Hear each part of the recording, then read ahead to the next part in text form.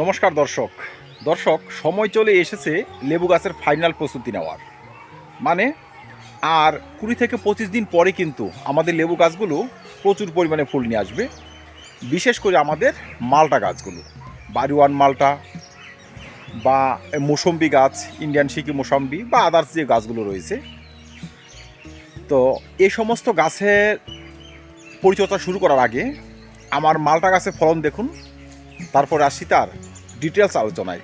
কিভাবে আমি এত ফলন ফলিয়েছি, কি ব্যবহার করেছি, আপনারা কি ব্যবহার করবেন, কবে থেকে যত্ন শুরু করব, সম্পূর্ণ প্রসেস স্টেপ বাই স্টেপ আলোচনা করার চেষ্টা করব। তো চলুন আগে দেখে নেই মালটা গাছের ফলনগুলো। মালটা গাছের ফল এত বড় বড় আমি কিভাবে করেছি, আপনারা কিভাবে এত বড় বড় মালটা মৌসম্বির ফলন ফলাতে পারবেন।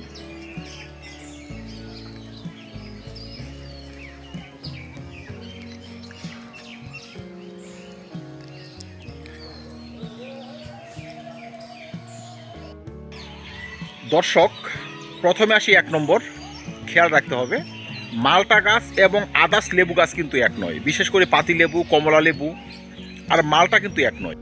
মালটা গাছে ফুল আসে আগে, মালটা গাছে ফুল ধরেও যায় আগে। তাই মালটা গাছের পরিচর্যা যদি আপনি শুরু করেন, সেক্ষেত্রে আপনাকে পিজিআর ব্যবহার করতে হবে আগে। 2 নম্বর হচ্ছে ডিসেম্বর মাস পড়তে না পড়তেই আপনাকে সব ধরনের মালটা গাছের ফলগুলোকে কিন্তু তুলে নিতে হবে। এই জন্য ডিসেম্বরের ফার্স্ট উইকে যদি ফলগুলো না তুলে নেন, সেক্ষেত্রে গাছ কিন্তু পরবর্তীর জন্য তৈরি হওয়ার সময় পাবে না। ফল তুলে নেওয়ার পর গাছের অবস্থা দেখুন কেমন, পাতাগুলো সম্পূর্ণ পরিণত, দেখুন দেখতে পাচ্ছেন কি না, সম্পূর্ণ পাতা পরিণত। মানে এই পাতাগুলো ঝরার জন্য একদম রেডি। যদি আপনারা সম্পূর্ণ ফল তুলে গাছকে এখন সামান্য কিছুদিনও রেস্ট দিতে পারেন, সেক্ষেত্রে আপনার গাছে বেশি পরিমাণে ফুল আসবে। ফল তুলে নেওয়ার পর প্রথম পরিচর্যা হবে পুরো গাছে আমাদের কীটনাশক এবং ছত্রাকনাশক স্প্রে করতে হবে। এই জন্য স্প্রে করতে হবে, এই পাতাগুলো কিন্তু পরিণত হয়ে গিয়েছে, দেখুন ঝরে যাবে, কিন্তু তারপরও কিন্তু এই সমস্ত পাতাতে বিভিন্ন সমস্যা থেকে যায়। বিশেষ করে ক্যাঙ্কারের সমস্যা, ছত্রাক ঘটিত রোগ, কখনো ডাইব্যাক চলে আসে। তারপর থেকে যায় আড়ালে একডালে বিভিন্ন ধরনের চোষক পোকা এবং বিভিন্ন প্রকার মাইটস এবং মাকড়সা। এরা যখনই গাছে ফুলগুলো আসতে শুরু করবে, তখনই আবার ক্ষতি করতে শুরু করবে, নষ্ট করতে শুরু করবে। তাই আগে থেকে যদি আমরা কীটনাশক এবং ছত্রাকনাশক দিয়ে গাছটিকে পুরোপুরি সুস্থ করে নিয়ে আসি, তবে কিন্তু পরবর্তীতে ফুলগুলো এলে সেই সময় ঝরবে না, সঠিকভাবে তারা গাছে বাড়তে পারবে। যে সকল গাছ থেকে ফল তুলেছেন সে সকল গাছেও যেমন ছত্রাকনাশক কীটনাশক স্প্রে করবেন, যে গাছে ফল হয়নি সেই গাছও কিন্তু স্প্রে করে দেবেন। এক্ষেত্রে আপনারা একটু কড়া ডোজের কীটনাশক এবং ছত্রাকনাশক ব্যবহার করলে ভালো কাজ হয়। আপনি 1 লিটার জল নেবেন, সেখানে 2 গ্রাম বা 2 ml প্রফিনাপস সাইপারমেথ্রিন গ্রুপের কীটনাশক নিতে পারেন, স্প্রে করে দিলেন।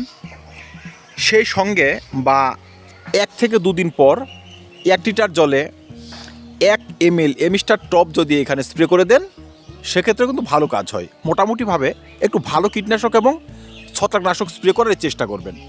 যেহেতু এখন গাছে ফল নেই, ফুল নেই, তাই কড়া ডোজের ছত্রাকনাশক কীটনাশক ব্যবহার করলেও কোনো সমস্যা সৃষ্টি হবে না।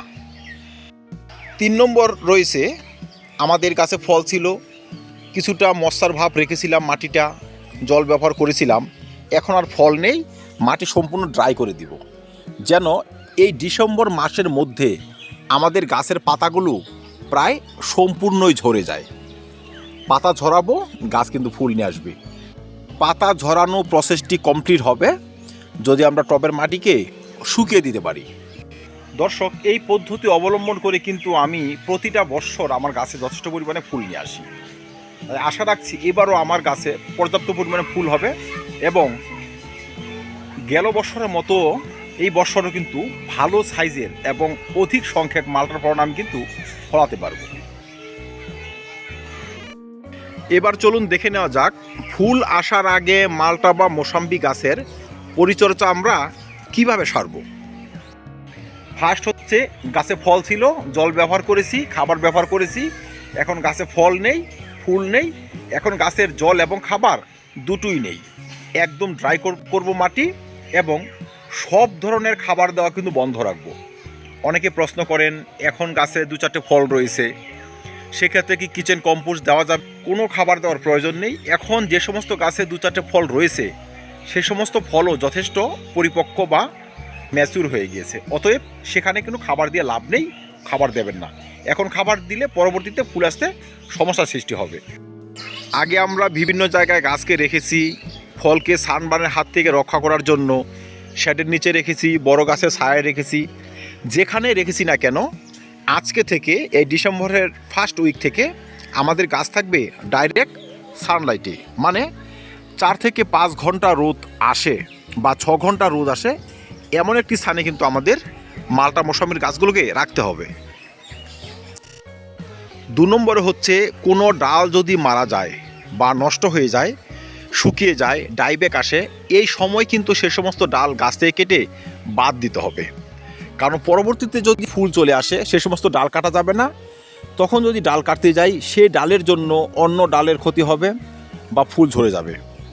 তাই সে সমস্ত ডাল কোনোভাবে এখন রাখবেন না। আমার এখানে একটি ডাল শুকিয়ে গিয়েছিল, মোটামুটি একটু খারাপ অবস্থায় ছিল, আমি কেটে এখানে ছত্রাকনাশক লাগিয়ে দিয়েছি। যাই হোক, মালটা মৌসম্বি গাছের কোনো অংশ যদি একটু ক্ষতিগ্রস্ত থাকে এই সময় ফুল আসার আগেই সেটি কেটে বাদ দিয়ে দেবেন। অনেকের লেবু গাছের টবগুলো আবর্জনাপূর্ণ থাকে, গ্রাফটিংয়ের নিচ থেকে শাখা পোশাকা থাকে, সেসব যেমন এখন বাদ দিতে হবে, সেই সঙ্গে কিন্তু টবের ঘাস ঘোষ পরিষ্কার করে একদম ঝকঝক করে নিতে হবে। মানে গাছকে বোঝাতে হবে পরবর্তীতে ফুল আসার জন্য সে যেন তৈরি হয়। এখানে যদি ঘাস ঘোষ থাকে, লতা পাতা থাকে, তবে কি হয় বলেন তো, আমরা তো জল ব্যবহার করব না, কিন্তু লতা পাতা বা ঘাস কিছুটা মালচিংয়ের কাজ করবে। উপর দিকটা ওরা একটা স্তর তৈরি করবে, ভিতর দিয়ে কিন্তু মশার ভাব থেকেই যাবে। এই সব পরিস্থিতিতে যদি গাছকে রেখে দেওয়া যায় সেক্ষেত্রেও কিন্তু গাছের পাতা চট করে ঝরে না, আর গাছের পাতা না ঝরলে সময় মতো ফুলও আসে না। মালটা গাছে আমরা যদি পিজিআর ব্যবহার করি, কখন ব্যবহার করব, পিজিআরের আগে এবং পরে কী ধরনের পরিচর্যা সারতে পারি। যারা মালটা বা মৌসম্বি গাছে পিজিআর ব্যবহার করবেন আপনারা জানুয়ারির ফার্স্টেই ব্যবহার করে দেবেন, কারণ বহু গাছে জানুয়ারি ফার্স্ট থেকে আবার মুকুলও চলে আসে, কিন্তু তারপরই ডিসেম্বর মাসে ব্যবহার করবেন না।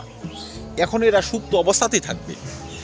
শুনুন, সব লেবু গাছের সুপ্ত দশা এক হয় না, যেইটুকুই হয় হোক, কিন্তু জানুয়ারির প্রথম দিন কিন্তু আমরা পিজিআর ব্যবহার করব। আমার একটি বাড়িওয়ান মালটা গাছের চারা 3টে গাছ রয়েছে আমার, সত্যি বলবো 3টে গাছে অসাধারণ ফলন হয় আমার এই ধরনের পরিচর্যায়। আর আমি পিজিআর হিসাবে কিন্তু এখানে বুস্টার 2 ব্যবহার করি। দর্শক, বুস্টার 2 বিভিন্ন কারণে ব্যবহার করি, কারণ ওর দাম কম, ফার্স্ট, সেকেন্ড হচ্ছে লাগে কম পরিমাণে। 1 লিটার জলে মাত্র 1 ফুটা বুস্টার 2 ব্যবহার করে দিলেই কিন্তু গাছে পর্যাপ্ত পরিমাণে ফুল আসা স্টার্ট হয়ে যায়। জানুয়ারির প্রথম দিন যদি আপনি একবার ব্যবহার করেন, 10 দিন পর আরেকবার ব্যবহার করে দেবেন, আপনার গাছে কিন্তু ভোরে ফুল নিয়ে চলে আসবে। আর ছাদ বাগানীদের পছন্দসই পিজিআর হচ্ছে মিরাকুলান, যদি আপনাদের হাতে থাকে সেটাও ব্যবহার করতে পারেন। 1 লিটার জলে মাত্র 1.5 ml ব্যবহার করে দিলেন, 10 দিনের ব্যবধান 2 থেকে 3 বার।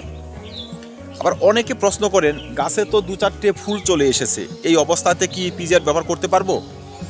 দর্শক, ফুল চলে এলেও কিন্তু পিজিআর ব্যবহার করতে পারবেন। এতে ফুলগুলো যেমন হৃষ্টপুষ্ট হবে, সেই ফুল থেকে আবার দানা বাঁধবে, সেই দানাগুলো গাছে আবার ধরেও থাকবে। তাই পিজিআরের ব্যবহার অন্ততপক্ষে করে দেবেন, কারণ আমরা ভালো ফলন চাই, গাছ ভরে ফলন চাই। অনেকে আবার ফ্লোরা, প্যানোফিক্স এই ধরনের পিজিআর ব্যবহার করি। দর্শক, করাই যায়। যাদের হাতে যে ধরনের পিজিআরের ব্র্যান্ডই রয়েছে না কেন আপনারা সেটি স্প্রে করতে পারবেন, তবে ডোজ মেনে, নিয়ম মেনে গাছকে সময় দিয়ে তারপরেই কিন্তু স্প্রে করবেন। অসময়ে বেশি পরিমাণে পিজিআর ব্যবহার করে দিলেও কাজ হয় না।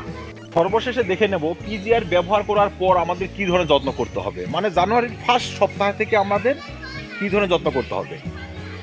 জানুয়ারির ফার্স্ট উইক থেকে এই সমস্ত গাছে কিন্তু ফুল দেখা দেবে, আর ফুল দেখা দেওয়ার সঙ্গে সঙ্গে প্রথমে আমাদের ছত্রাকনাশক এবং কীটনাশক গাছে স্প্রে করতে হবে। 2 নম্বরে হচ্ছে আমাদের পটাশিয়ামযুক্ত খাদ্য টবের মাটিতে তরল আকারে দিতে হবে। সম্ভব হলে একটি ভালো মানের ভিটামিন গাছে স্প্রে করে দিতে হবে। সেটা মোবোমিন পাউডার হলে খুব ভালো হয়। তাছাড়া আপনাদের হাতে যদি এমন কোনো ব্র্যান্ড থাকে যেখানে বোরন, আয়রন, কপার, জিঙ্ক এই ধরনের পদার্থ রয়েছে, সেই ধরনের ভিটামিন কিন্তু আপনারা স্প্রে করবেন। আমি মোবোমিন স্প্রে করব 1 লিটার জলে মাত্র 1.5 গ্রাম এবং 1.5 গ্রাম বোরন, 3 গ্রাম ওষুধ একত্রে গুলে 1.5 লিটার জলে আমি স্প্রে করে দেব। আর এইভাবে কিন্তু আমি অধিক পরিমাণে ফুলকে ফলে পরিণত করি এবং আমার ফুল ঝরাও কিন্তু অনেক কম হয়। জানুয়ারির প্রথম থেকে যখন গাছে ফুলের দেখা শুরু হবে, মোটামুটি 20% বা 50% ফুল গাছে চলে আসবে, তখন থেকে আমরা নিয়মিত টবের মাটিতে জল ব্যবহার করে যাব, কারণ সে সমস্ত ফুলের পুষ্টির জন্য জলের প্রয়োজন। তাই তখন আর ওয়াটার স্ট্রেস দিয়ে কোনো লাভ হবে না। তখন যেমন নিয়মিত জল ব্যবহার করব, 7 দিনে বা 10 দিনে একবার, এইভাবে 2 বার অন্তত কীটনাশক এবং ছত্রাকনাশক গাছে স্প্রে করে দেব। কারণ তখন যে ফুলগুলো আসবে সেই সমস্ত ফুলের সঙ্গে থাকবে কচি পাতা, যেই কচি পাতাকে ফুলকে নষ্ট করার জন্য আবার চোষক পোকার আক্রমণ খুব বাড়বে। তাই প্রথম অ্যাটাক যদি আমরা কীটনাশক দিয়ে করতে পারি, চোষক পোকা যদি প্রথম থেকে গাছ থেকে বিদায় নেয়, সেক্ষেত্রে আমাদের ফুল ঝরার প্রবণতা অনেক কমে যাবে। আমাদের গাছে প্রচুর পরিমাণে কিন্তু গুটির জন্ম হবে। আর 15 দিনে একবার এইভাবে আমরা যদি তরল পটাশিয়ামযুক্ত খাদ্য টবের মাটিতে দিয়ে যেতে পারি, সেক্ষেত্রে কিন্তু সে সমস্ত ফুল পুষ্টি পাবে এবং ফলে পরিণত হতে শুরু করবে। তাই এখন থেকে আপনারা পরিচর্যা শুরু করুন। গাছ এখন রোদে রাখুন, কীটনাশক ছত্রাকনাশক স্প্রে করে দিন, আর অপেক্ষা করুন কখন গাছে ফুল নিয়ে আসে। ফুল আসার সঙ্গে সঙ্গে আপনাদের পরিচর্যা শুরু করে দিতে হবে। আর এইভাবে পরিচর্যা করে আমার গাছ থেকে আমি প্রচুর পরিমাণে আকর্ষণীয় সাইজের মালটা মোসাম্বি পেয়ে থাকি। যে পদ্ধতিতে আমি সাকসেস, আমি সেটাই শেয়ার করি। আশা রাখছি আপনারাও এই পদ্ধতি অবলম্বন করে প্রচুর পরিমাণে ফলাতে পারবেন। তো ধন্যবাদ দর্শক, দেখা হবে অন্য কোনো ভিডিওতে অন্য কোনো টপিক নিয়ে। ভিডিওটি ভালো লাগে লাইক এবং শেয়ার করবেন, চ্যানেলটি সাবস্ক্রাইব করে পাশে থাকবেন। ভিডিও দেখার জন্য অসংখ্য ধন্যবাদ।